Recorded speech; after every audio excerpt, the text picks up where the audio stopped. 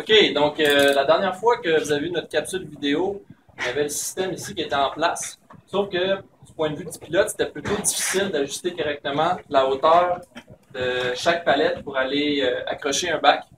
Donc, on a décidé d'améliorer le concept avec des micro-interrupteurs de fin de course. Donc, on en a d'abord deux. Un ici, en bas.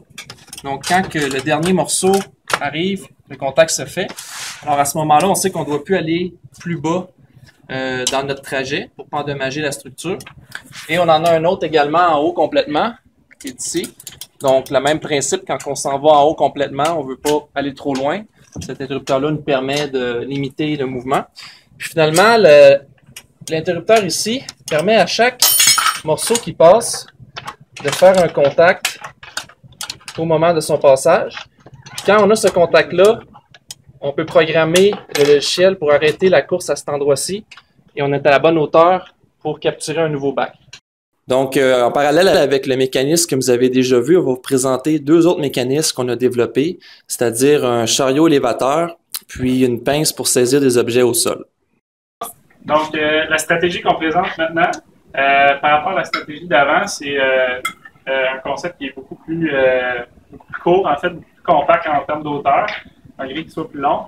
En fond, le but de ce concept-là, c'est de ramasser un bac à la fois. Donc, si on avance, on peut monter le système. Comme ça.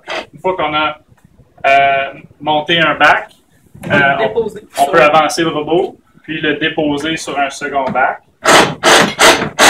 Comme ça. Puis ensuite, on peut répéter le processus. Et prendre les deux bacs ensemble. Pour faire ça, on utilise un mécanisme de vis 120. Vis 120.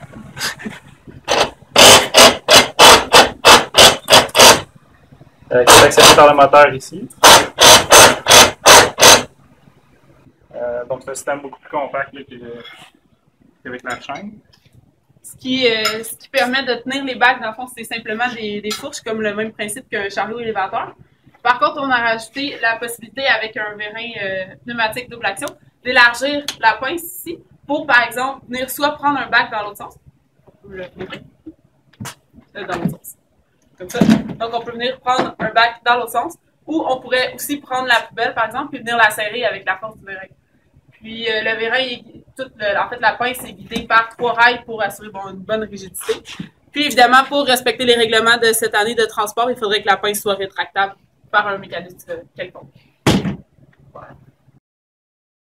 Donc, le prochain concept peut s'appeler les dents de la mer, qui permet d'agripper un bac qui est viré à l'envers au sol pour pouvoir le tirer. Donc, on peut par exemple tenter de l'amener proche de la plateforme.